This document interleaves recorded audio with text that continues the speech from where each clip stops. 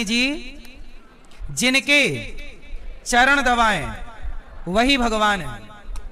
अब आप बताओ कि किसी व्यक्ति के पांव लक्ष्मी जी दबा सकती हैं? आंसर बोलो। क्या कोई बाबा के, कोई व्यक्ति के पांव लक्ष्मी जी दबा सकती हैं? इसलिए कोई महापुरुष, कोई गुरु तो हो सकता है। अब बताओ मीरा जैसे गुरु कौन होंगे? मीरा भी तो एक गुरु है हम सबके लिए।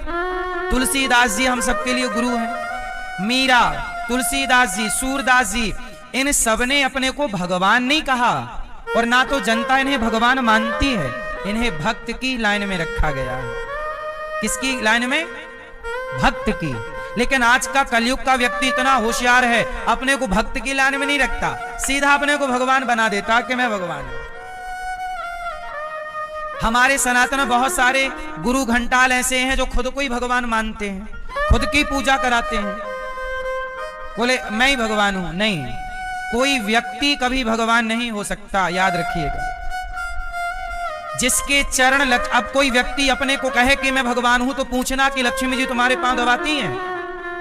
अरे तुम लक्ष्मी पुत्र हो।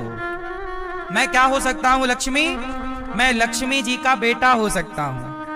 आप लक्ष्मी पुत्री हो सकती हैं। आप बताओ भैया, क्या आप लक्ष्मी पति हो सकते हो? कोई बहुत बड़ा आदमी है, अब जैसे अडानी, अंबानी, टाटा, बिड़ला है, तो ये सब लक्ष्मी पुत्र कहलाए जाएंगे। ये लक्ष्मी पति नहीं है। बोलो, लक्ष्मी पुत्र और लक्ष्मी पति। तो बताओ लक्ष्मी पति कौन है? जोर से। लक्ष्मी पति केवल भगवान श्रीमन नारायण है, भगवान विष्णु है। कोई धरती में दूसरा लक्ष्मी पति नहीं हो सकता। और हम और आप क्या होंगे? लक्ष्मी, जोर से, हम लक्ष्मी पुत्र पुत्री। आप लक्ष्मी पुत्री, हम लक्ष्मी पुत्र हो सकते हैं। हम बेटा तो हो सकते हैं, पर अपनी मां के पति कैसे बन जाएंगे? समझो ना, जो अपने को भगवान कह रहा है मतलब वो लक्ष्मी का पति होना चाहता है। अरे भाई, तुम अपनी मां के बेटे रहोगे, पति नहीं हो सकते ना। और यदि आप मनमाना करना चाहोगे तो व्यवस्था सनातन की बिगड़ेगी। इसलिए कोई भी बाबा, कोई भी व्यक्ति भगवान नहीं हो सकता। बात समझ में आई? किस किस की खोपड़ी में घुस रही है बात? इसलिए कोई भी बाबा, कोई भी व्यक्ति कहे कि ये भगवान है तो आप सीधी बोल दो कि नहीं साहब, हमें बेवकूफ ना बनाओ। हमने सत्संग किया है, आपने सत्संग किया है, आपको कोई बेवकूफ नहीं बना सकता। आपका ज्ञान का चक्षु खुला होना चाहिए, ऐसे नहीं कोई बुद्धू बना के चला जाए। पर हमारे सनातन में कोई समझते ही नहीं है ठीक से, किसी को भी भगवान बना के बिठाल देते हैं। जो अच्छा लगा ये भगवान, जो अच्छा लगा ये भगवान। आपके पिता की जगह कोई दूसरा आदमी ले सकता है? उत्तर दो जोर से। जब कोई दूसरा व्यक्ति बाप नहीं हो सकता तो कोई दूसरा भगवान कैसे हो सकता है? भगवान एक ही रहेंगे। एको ब्रह्म द्वितीयो नास्ति। ईश्वर एक थे, एक हैं और एक ही तीनों काल में, भूत भविष्य और वर्तमान। परमात्मा एक ही थे, एक ही हैं और एक। जैसे मुसलमान कहता ना हमारा अल्लाह एक है, पर आप मुसलमान लोग आपसे क्या कहते हैं? तुम्हारे भगवान बहुत हैं। आप लोगों को प्रॉपर नॉलेज नहीं है, इसलिए आप लोग जवाब दे नहीं पाते कि भाई साहब हमारे भगवान भी एक हैं, पर हमारे भगवान के रूप बहुत सारे हैं। जहां जरूरत पड़ती गई हमारे भगवान अवतार लेते चले गए। हमारे भगवान कितने हैं? एक, लेकिन उनके अवतार 24 हैं। अब एक के अवतार 24 कैसे हो सकते हैं? तो आओ बताता हूं, इसे भी समझते हैं। बात ऐसी है कि देखो, हमारे भगवान अपने भक्तों से बहुत प्रेम करते हैं, इसलिए जब भक्तों पर संकट आता है तो भक्तों की रक्षा के लिए पहुंच जाते हैं। जैसे प्रहलाद नाम के भक्त थे, उनके पिताजी ने वरदान मांगा कि ना मैं दिन को मरूं, ना रात के, ना अस्त्र से, ना शस्त्र से, ब्रह्मा के बनाए किसी व्यक्ति से नहीं। तब भगवान ने प्रहलाद के लिए और हिरण्यकश्यपु को मारने के लिए अलग तरह का रूप बनाया, क्योंकि वहां उस रूप की जरूरत थी। क्योंकि ब्रह्मा जी ने जो वरदान दिया है, उस वरदान की भी तो रक्षा करनी है। राक्षस भी कैसे हैं, पर पूजते ब्रह्मा को ही है। भाई वरदान किससे मांगते हैं? राक्षस लोग या शंकर जी से वरदान मांगते हैं, या लोग सुनो, या ब्रह्मा जी से वरदान मांगेंगे या तो शंकर जी से। अच्छा, भगवान विष्णु जी के आगे इन राक्षसों की दाल नहीं गलती, क्योंकि भगवान इनको समझ जाते हैं, और हमारे शंकर जी बेचारे बड़े भोले भाले हैं, इन राक्षसों के षड्यंत्र को समझ नहीं पाते। एक राक्षस ने शंकर जी से वरदान मांग लिया कि हम जिसके सिर पे हाथ धर दें वो भस्म हो जाए, जिसका नाम पड़ा भस्मासुर। और ये भस्मासुर जानते हो किसका लड़का था? शकुनी का।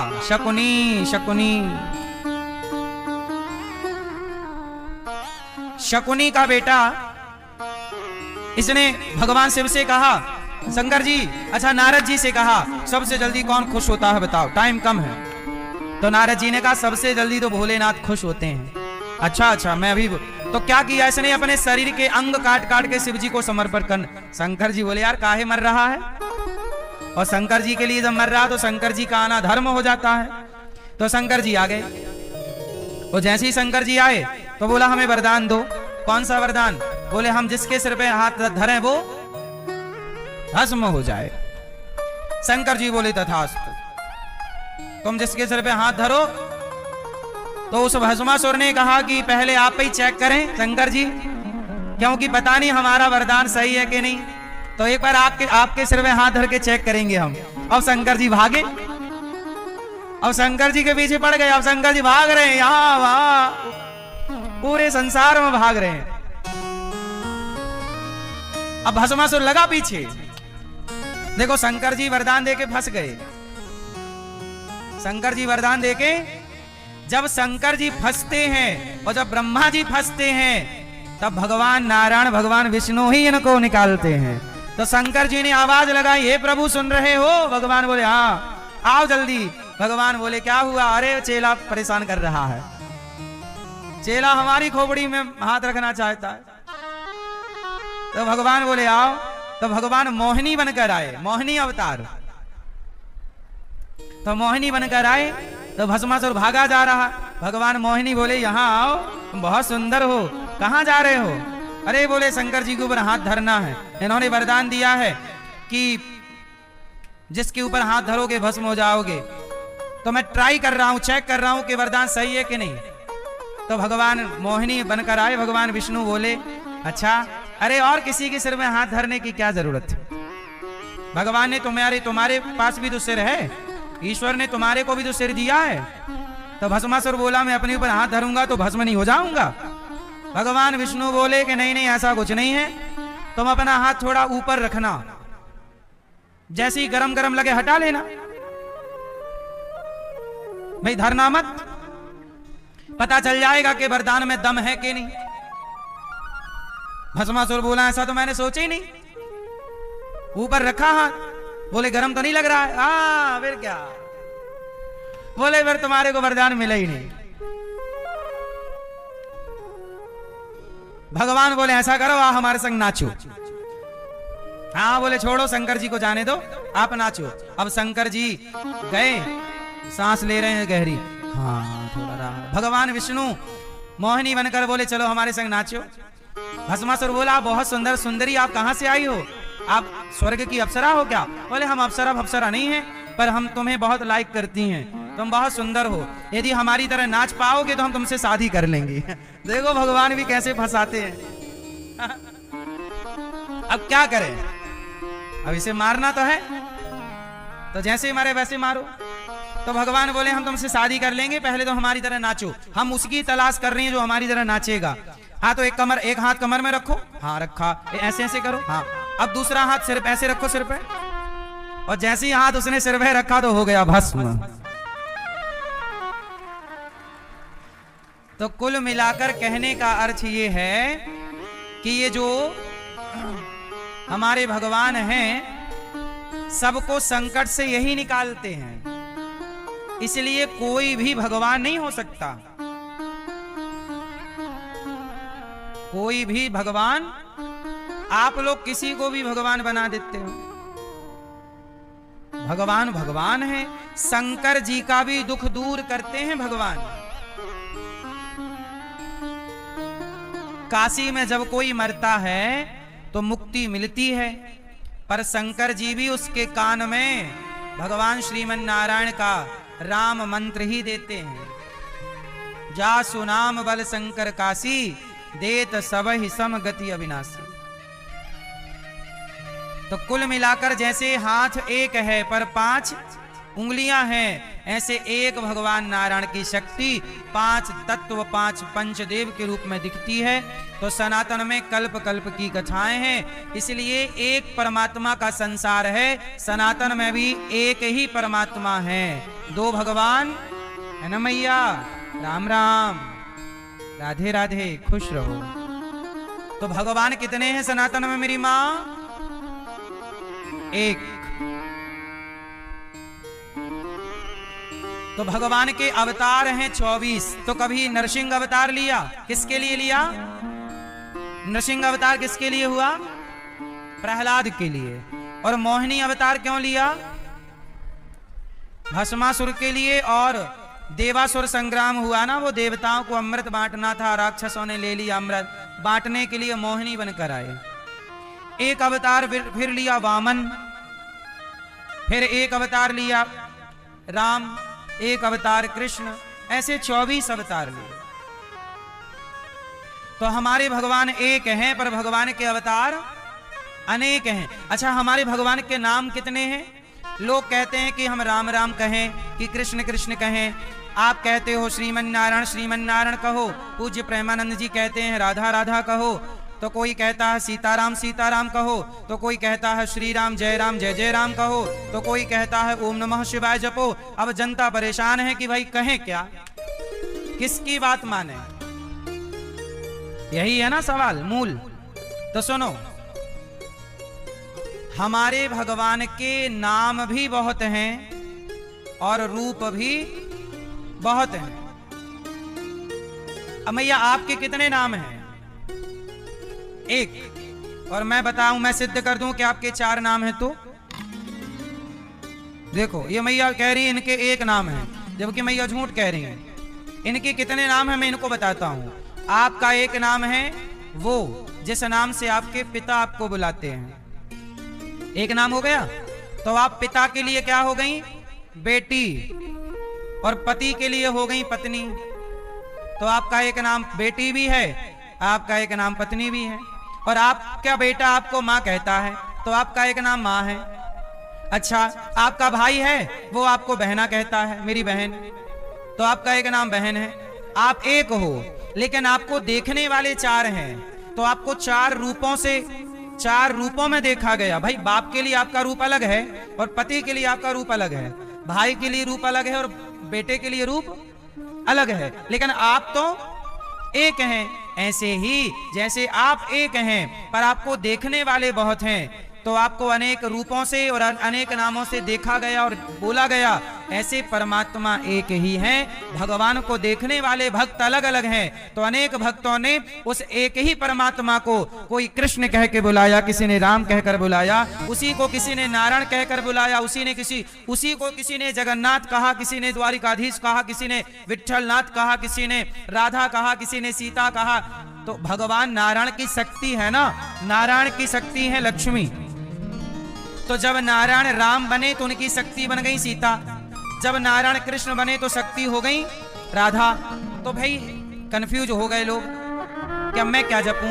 एक ही परमात्मा के नाम अलग हैं, उसी के नाम राम है, उन्हीं का नाम कृष्ण है, उन्हीं का नाम राधा है, उन्हीं का नाम लक्ष्मी है, उन्हीं का नाम रुक्मणी है। इतनी सी बात ना जानने से सनातन में बड़ी कंफ्यूजन है। क्यों मैया? आपके कितने नाम हैं? एक। अभी तो आपने सुना कि बहुत नाम, फिर और भी नाम हैं। आपके घर में जो आपका पोता होगा वो आपको दादी कहता होगा, आपका एक नाम दादी भी है, एक नाम नानी भी है, एक नाम बुआ है, एक नाम मासी है, एक नाम मामी है, एक नाम आपका ननंद है, ये हमारी ननंद। ये एक नाम और है जिठानी, और आपका एक नाम और है देवरानी, और आगे चल के एक नाम और बनेगा आपका सास। बहू कहेगी ये मेरी सास, तो सास नहीं लेने दे रही है। तो आपके ही जिंदगी में आपके ही 10-12 नाम हो जाते हैं। बोलो हाँ।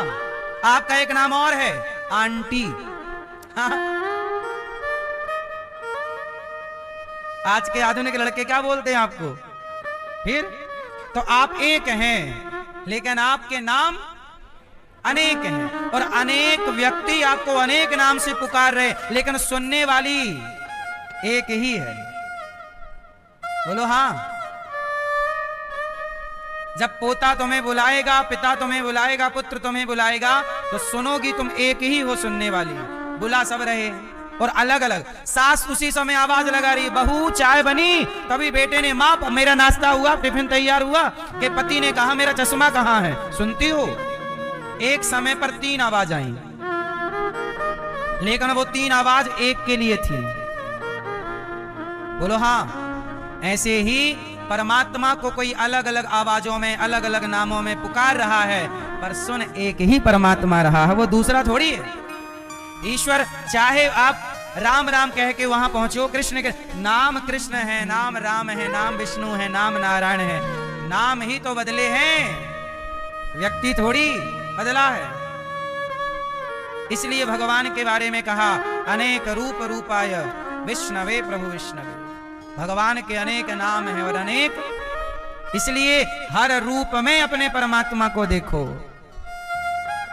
तेरे रूप अनेक तू एक ही है, तेरे नाम अनेक तू एक ही है।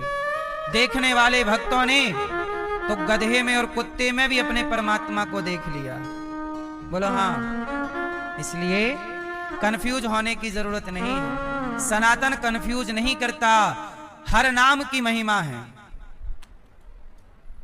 कोई भी नाम किसी नाम से छोटा या बड़ा। अब आप कहो कि राधा राधा, राधा नाम सबसे बड़ा है, तो क्या कृष्ण नाम छोटा है? क्या विष्णु नाम छोटा है? कोई कहे कि राम नाम सबसे बड़ा है, क्योंकि मुर्दे के साथ वही बोला जाता है, राम नाम सत्य है, बोले राम बड़ा है, तो क्या विष्णु नाम छोटा है? क्या नारायण नाम छोटा? ये सब एक के ही अनेक नाम पड़ गए। बोलो हाँ। बात समझ में आई? अच्छा, इसका एक और रहस्य है, कहो तो मैं सुनाऊं। ऐसा है, सारे नामों को भक्त ही जीवित रखते हैं। सारे नामों को कौन जीवित रखता है? भक्त। इसलिए भगवान के नाम जो हैं सबको जीवित रखना है। इसलिए जो एक, इसलिए कहते हैं एक नाम पकड़ लो, तुमने वो नाम पकड़ा तो वो नाम है। अब जैसे कुछ नाम ऐसे हैं भगवान के जो नाम लिखे तो हैं पर कोई जानता नहीं है। अब जैसे भगवान का एक नाम है पुंडरीकाक्ष, पर इस नाम का प्रचार कम है, पर यह भी एक नाम है प्रभु का। भगवान का एक नाम है गोदारंगमन्नार भगवान। क्या नाम है? गोदारंगमन्नार भगवान। पर इस नाम का प्रचार उत्तर में कम है, दक्षिण में ज्यादा है। दक्षिण भारत में है भगवान का ही नाम। तो किसी, अब कई बार क्या है, एक नाम ज्यादा हाईलाइट हो जाता है तो लोग उस नाम को मानते कि यही सर्वोपरि है। पर भगवान के सभी नाम, कोई नाम ऐसा नहीं है कि ये नाम श्रेष्ठ नहीं। सारे नाम, कोई एक नाम ऐसा नहीं है जिस नाम की महिमा कम हो। बोलो हाँ कि ना? भगवान का एक नाम है तिरुपति बालाजी। एक नाम है भगवान का व्यंकटेश। क्या नाम है? पर व्यंकटेश इस उत्तर भारत में इस नाम का प्रचार कम है, दक्षिण भारत में इस नाम का प्रचार ज्यादा है। व्यंकटेश भगवान की जय। बोलो हाँ। तो किसी किसी स्थान पर किसी नाम की महत्ता ज्यादा है। जैसे आप महाराष्ट्र जाओगे तो वहां विट्ठल नाम की महिमा ज्यादा है, विट्ठल विट्ठल विट्ठला पांडुरंग।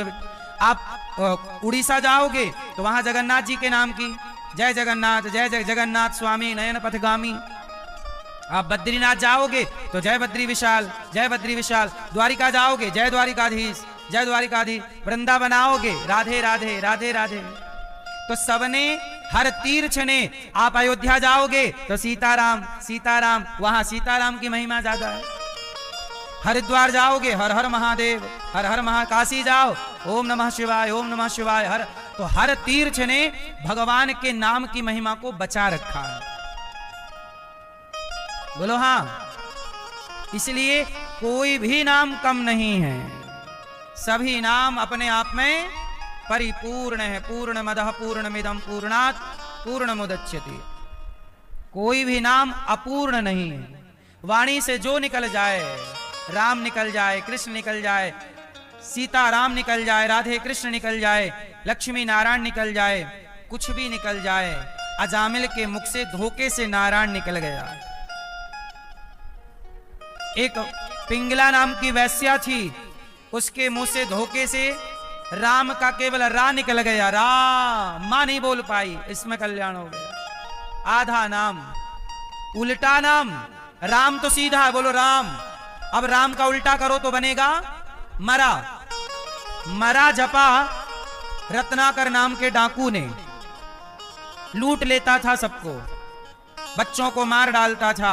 नारद जी बोले नारायण नारायण। रत्नाकर बोला पकड़ो।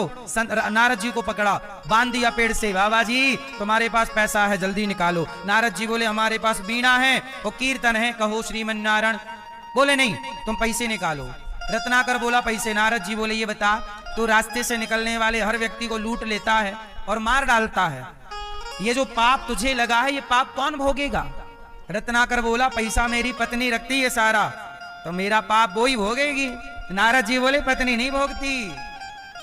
बोले बाप भोगेगा, बाप को भी देता हूं। बोले तेरा बाप नहीं भोगेगा। बोले बेटा को भी देता हूं पैसा, बेटा भोगेगा। बोले बेटा बेटा नहीं भोगेगा। तेरे कर्मों, तेरे पैसे के बंटवारे बहुतों में हो सकते हैं, तेरे पैसे तेरी दौलत का बंटवारा बहुतों में हो सकता है, तेरे पाप का बंटवारा बहुतों में ना होगा। तेरे पाप का तो तू अकेला हिस्सेदार है, तेरे पाप का कोई बांटनहार नहीं है, कोई बांटने वाला। रत्नाकर बोला नहीं आप गलत कह रहे हो। नारद जी बोले जा पूछ के आ। तो रत्नाकर नारद जी को कस के पेड़ से बांध दिया और गया पूछने। पत्नी से कहा सुंदरी क्या है? पत्नी बोली कुछ लाए हो माल वाल? मिला?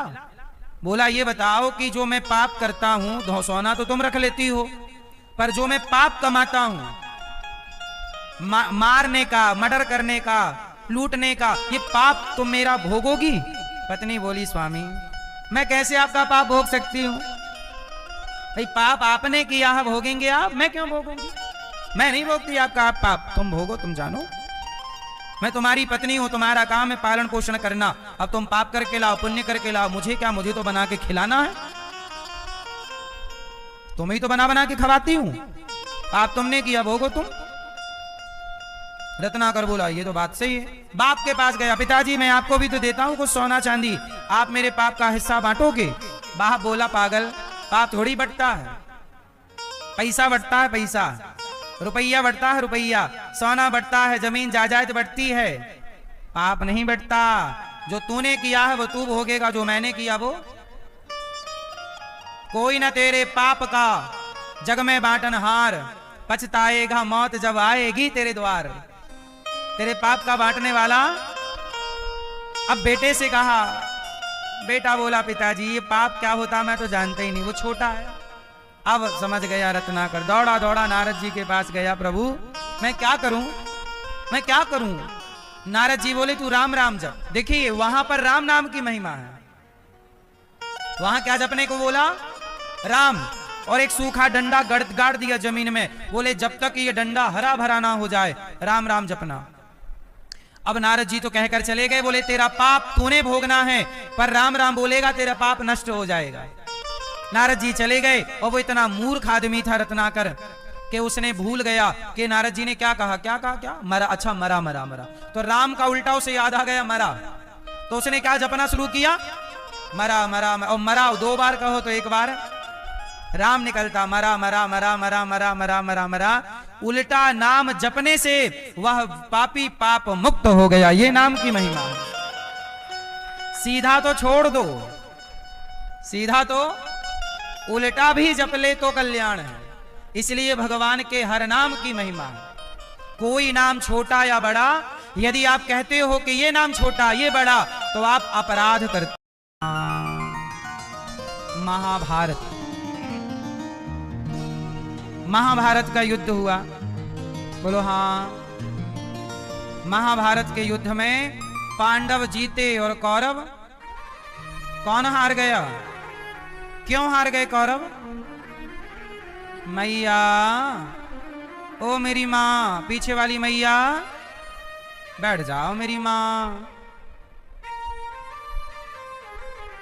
मैया, पांडव क्यों जीत गए और कौरव क्यों हार गए, कौन बताएगा? मैया बताओ, पीली मैया चश्मा वाली, हाँ बताओ, पांडव क्यों जीते, कौरव क्यों हारे? उत्तर दो। क्यों?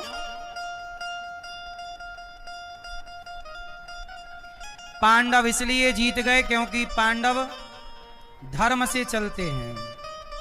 कौरव इसलिए हार गए क्योंकि कौरव अधर्मी हैं, पापी हैं। पापी कितना भी ताकतवर हो, हार हमेशा पापी की ही होगी। इसलिए पापी मत बनना। आजकल लोग कहते हैं बहुत पाप कर रहे हैं वो लोग। कलयुग ना पाप युग है। कलयुग जो है पापी को बढ़ाता है और बढ़ा करके तुरंत नाश कर देता है। जैसे दीपक जब बुझने वाला होता है ना, तो तेज जलता है, बोलो हाँ। तो तेज जल रहा है, इसका मतलब ये नहीं कि वो अखंड है, वो बुझ रहा है, इसलिए बुझने के पहले फड़फड़ा रहा है। ऐसे ही जो पापी है वो तेजी से आगे, क्योंकि पाप करने वाले को कलयुग उसे बोनस देता है, कलयुग उसकी हेल्प करता है। ये कौन सा युग है? जो पाप करेगा कलयुग उसकी खूब मदद करता है, और जो पुण्य करता है कलयुग उसकी मदद नहीं करता। पापी की मदद कलयुग करता है और भक्त पुण्यात्मा की मदद भगवान करते हैं। इसलिए पापी कलयुग में ज्यादा आपको ऊपर उठता हुआ दिखता है, लेकिन याद रखिएगा उसका ऊपर उठना बुझते हुए दीपक की तरह है कि बुझने के पहले तेज जला, ऐसे आदमी ऊपर जाता है फिर धड़ाम से नीचे आ जाता है। शेयर मार्केट कैसा, ऊपर गया धड़ाम से गिर गया। ये सब कलयुग है। इसलिए कलयुग में कलयुग के हिसाब से चलना है तो पाप करो, और पाप करोगे तो फिर भोगना भी है उसका, क्योंकि युग कोई भी हो पाप तो भोगना ही पड़ेगा।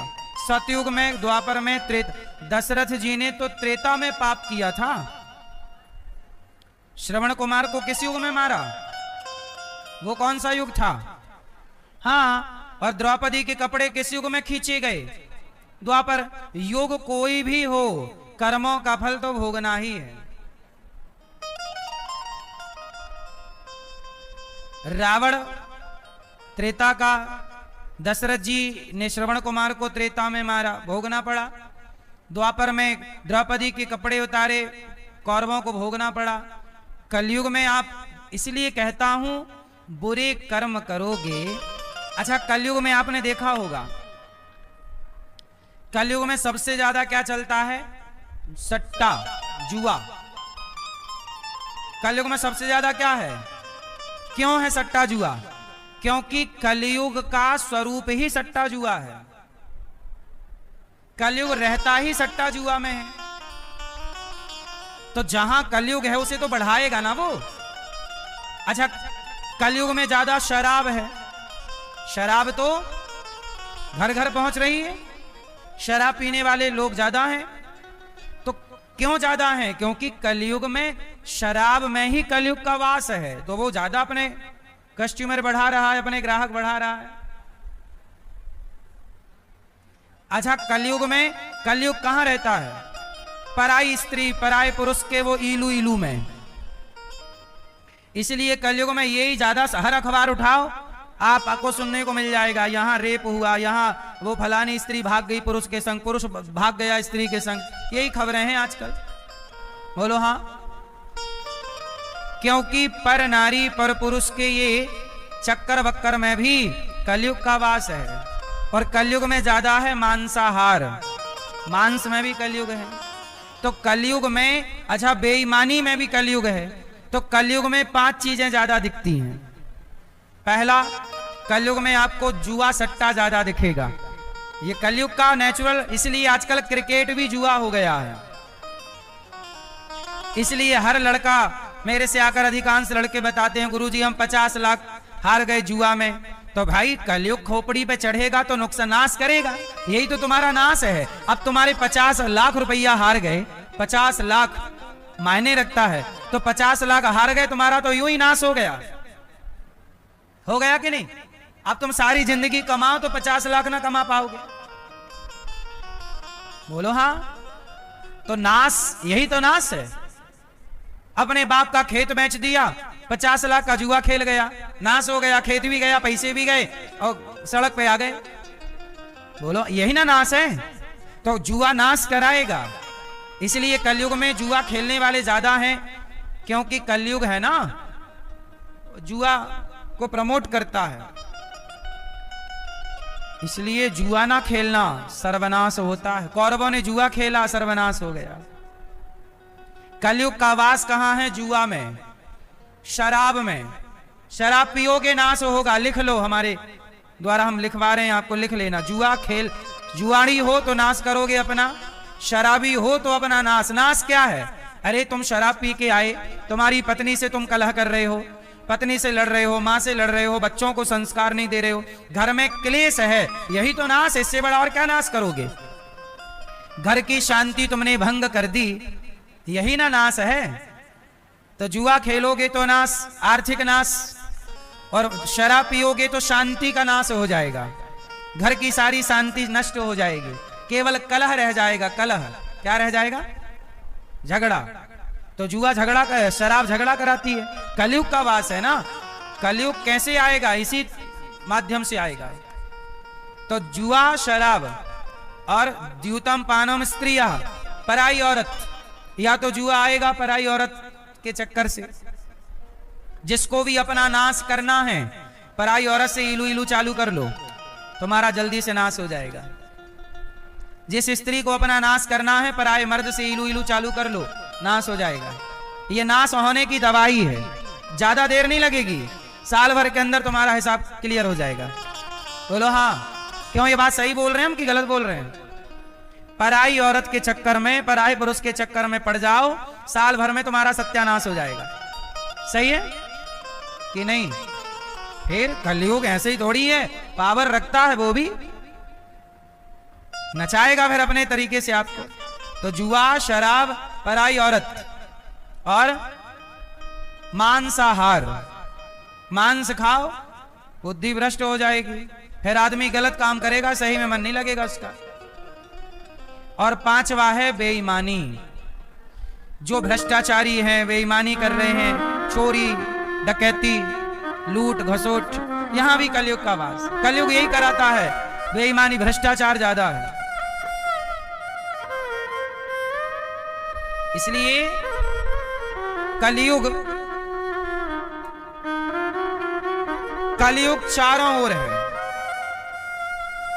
कलयुग पूरी धरती में कौन सा युग चल रहा है? एक सज्जन बोले अमेरिका के कि महाराज जी अमेरिका में कलयुग नहीं है। हमने कहा है सब जगह, दिख नहीं रहा।